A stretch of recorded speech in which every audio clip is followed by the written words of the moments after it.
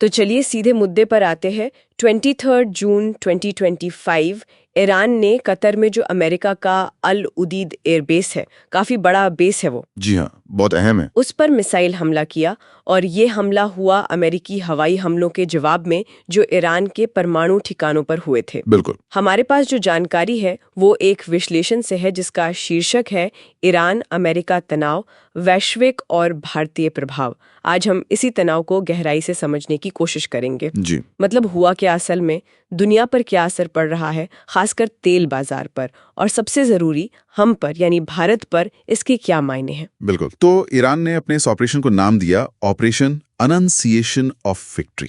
अच्छा। हाँ, शायद अपनी जवाबी कार्रवाई को सफल बताने के लिए उन्होंने कुल 14 मिसाइलें दागी।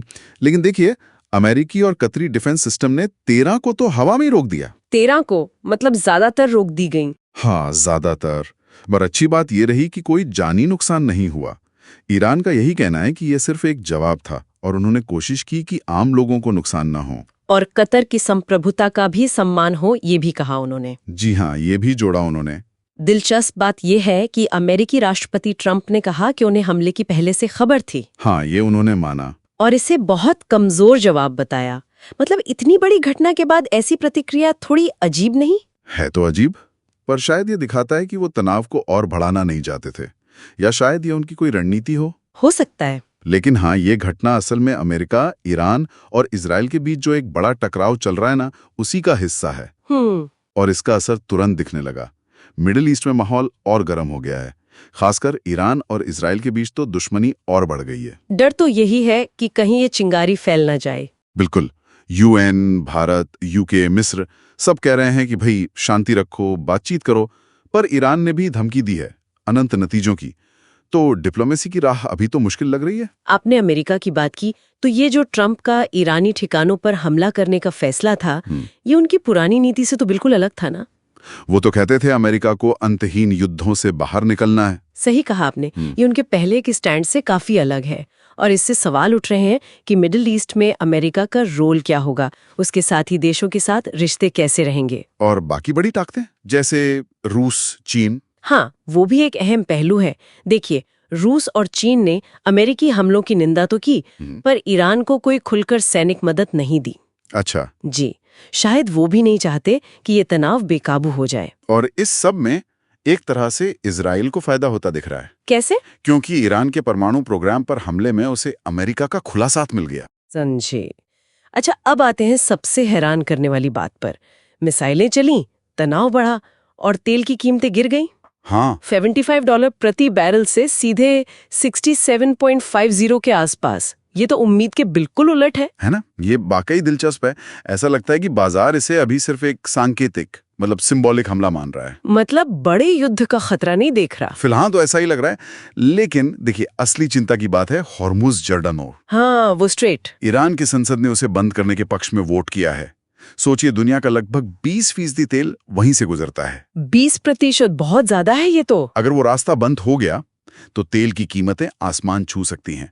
पूरी दुनिया की सप्लाई चेन चरमरा सकती है। और इसी अनिश्चितता में लोग सोने की तरफ भाग रहे होंगे। बिल्कुल, सोना सेफ हेवन बन गया है और डिफेंस कंपनियों के शेयर भी चढ़ रहे हैं। ये हुर्मुज का खतरा तो सबके लिए है, लेकिन भारत जैसे देश के लिए कितना बड़ा संकट है ये। हम तो तेल पर बहुत निर्भर हैं। बहुत बहुत बड़ा संकट।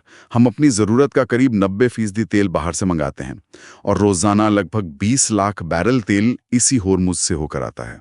रोज 20 लाख बैरल? हाँ, अगर ये रास्ता बंद हुआ तो सोचिए क्या होगा। पेट्रोल डीजल महंगा, और फिर हर चीज महंगी। बिल्कुल, महंगाई बढ़ेगी, रुपया और कमजोर हो सकता है, हमारा करंट अकाउंट डेफिसिट, मतलब चालू खाता घाटा, वो बढ़ेगा। और व्यापार, हमारे एक्सपोर्ट्स का क्या? उस पर भी असर पड़ रहा है। ईरान और इजराइल को हम करीब $3 अरब का सामान बेचते हैं।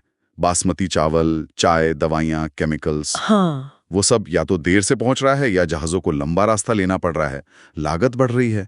और रणनीतिक तौर पर देखें तो चाबहार बंदरगाह, चाबहार, हाँ, भारत के लिए बहुत अहम है वो। जी, उस प्रोजेक्ट में भी रुकावटें आ सकती हैं। शिपिंग के रास्ते लंबे होंगे, खर्चा बढ़ेगा, इन्वेस्टर्स में भी घबराहट है, शेयर बाजार में उतार चढ़ाव दिख रहा है, खासकर तेल से जुड़े सेक्टर में। लेकिन एक राहत की बात भी है शायद। हमने दूसरे देशों से भी तेल लेना शुरू किया है। हाँ, ये एक प्लस पॉइंट जरूर है। भारत ने पिछले कुछ सालों में अपने तेल स्रोत फैलाए हैं। रूस से, अमेरिका से, ब्राजील से। इनसे तेल खरीदने से कुछ हद तक बचाव जरूर मिला है। सप्लाई के कुछ और रास्ते खुले हैं। तो कुल मिलाकर तस्वीर ये है कि एक हमले ने पूरी दुनिया में खलबली मचा दी है। राजनीतिक समीकरण बदल रहे हैं। जी। तेल बाजार अभी भले ही गिरा हो, पर होर्मुज का खतरा बहुत बड़ा है। वो तलवार की तरह लटक रहा है और भारत के लिए आर्थिक चुनौतियां साफ हैं। तेल, व्यापार, महंगाई। एकदम सही कहा आपने। भारत ने जो अपने तेल स्रोत फैलाए हैं वो अच्छी बात है, उसने जोखिम कम करने की कोशिश की है। लेकिन एक बड़ा सवाल है जो शायद हम सबके मन में है। हाँ? कि अगर हुर्मुज जल डमरू मध्य सच में बंद हो जाता है तो क्या हमारी अर्थव्यवस्था इस झटके को झेल पाएगी? और क्या इस संकट की वजह से एशिया में कुछ ऐसे नए रणनीतिक गठबंधन बन सकते हैं जिनकी हमने शायद अभी कल्पना भी नहीं की हो? ये सोचने वाली बात है। आगे इन पर नजर रखनी होगी।